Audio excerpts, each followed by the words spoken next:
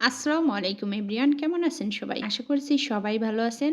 শীতের সন্ধ্যা আর গরম গরম এক বাটি স্যুপ ছোট থেকে বড় সবাই অনেক বেশি পছন্দ করবে। তো স্যুপ তৈরি করার জন্য আমি এখানে চুলায় একটা প্যান বসিয়ে দিয়েছি আর প্যানের ভিতর দিয়ে দিয়েছি একটু রান্নার তেল। আর এখানে নিয়ে নিয়েছি হাফ কাপ মুরগির মাংস। মুরগির মাংসটা আমি একটু পাতলা করে লম্বা লম্বা করে কেটে নিয়েছি। চুলার জালটা হাই হিটে রেখে মুরগির মাংসটা 1 মিনিট মতো ভেজে নিব। এখন দিয়ে দিচ্ছি 1 চা-চামচ মতো আদা রসুন বাটা। রসুন বাটার কাঁচা গন্ধটা চলে যাওয়া পর্যন্ত মুরগির মাংসটা আমি একটু নাড়াচাড়া করে ভেজে নিব। এরপর দিয়ে দিচ্ছি 1 প্যাকেট ম্যাগি নুডলস। ম্যাগি নুডলসটা আমি একটু গুঁড়ো গুঁড়ো করে নিয়েছি।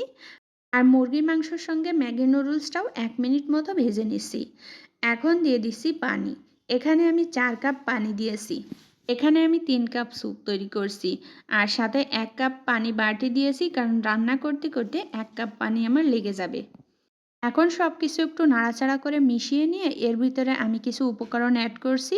তো পেঁয়াজ নিয়ে নিয়েছি 2 টেবিল চামচ মতো, আর পেঁয়াজগুলো আমি কিউব করে কেটে দিয়েছি। এরপর দিয়ে দিচ্ছি হাফ টেবিল চামচ সয়া সস, 1 টেবিল চামচ টমেটো সস। আমি এখানে টমেটো সস ইউজ করেছি, আপনারা চাইলে টমেটো কেচাপও ইউজ করতে পারেন, কোনো সমস্যা নাই। এরপরে আমি 1 টেবিল চামচ সুইট চিলি সস অ্যাড করেছি। এখন সব কিছু ভালো করে মিশিয়ে দিয়ে জাল করে নিব নুডলসটা সেদ্ধ হয়ে যাওয়া পর্যন্ত। নুডলস সেদ্ধ হয়ে গেলে আমি দিয়ে দিলাম নুডলসের প্যাকেটের ভিতরে যে নুডলসের মশলাটা থাকে ওই মশলাটা, আর হচ্ছে কর্নফ্লাওয়ার গুলানো পানি। তো আমি 2 চা-চামচ কর্নফ্লাওয়ারের সাথে একটু পানি মিশিয়ে আগে থেকে রেখে দিয়েছিলাম, ওইটাই দিয়ে দিয়েছি। আর কর্নফ্লাওয়ার গোলানো পানিটা দেওয়ার সাথে সাথেই কিন্তু নেড়ে দিতে হবে, না হলে দলা বেঁধে যাবে। এরপর দিয়ে দিয়েছি হাফ চা-চামচ গোলমরিচ গুঁড়ো আর স্বাদ মতো লবণ। আর এরপর দিয়ে দিচ্ছি কিছু কাঁচামরিচ কুচি। কাঁচামরিচটা আমি এখানে ঝালের জন্য দিচ্ছি না, একটু ফ্লেভার অ্যাড করার জন্য দিয়েছি। আর একটু হচ্ছে দিয়ে দিয়েছি বাটার। বাটারটাও কিন্তু আমি লাস্টে দিলাম, কারণ বাটারটা প্রথমে দিলে বাটারের ফ্লেভারটা চলে যায়। লাস্টে দিলে কিন্তু বাটারের একটা স্ট্রং ফ্লেভার স্যুপের মধ্যে পাওয়া যায়, খেতেও কিন্তু দারুণ লাগে। তো আমার রান্না কিন্তু অলমোস্ট ডান। আমি চুলার জালটা অফ করে দিয়েছি। আর এখন হচ্ছে গরম গরম স্যুপ খাওয়ার পালা।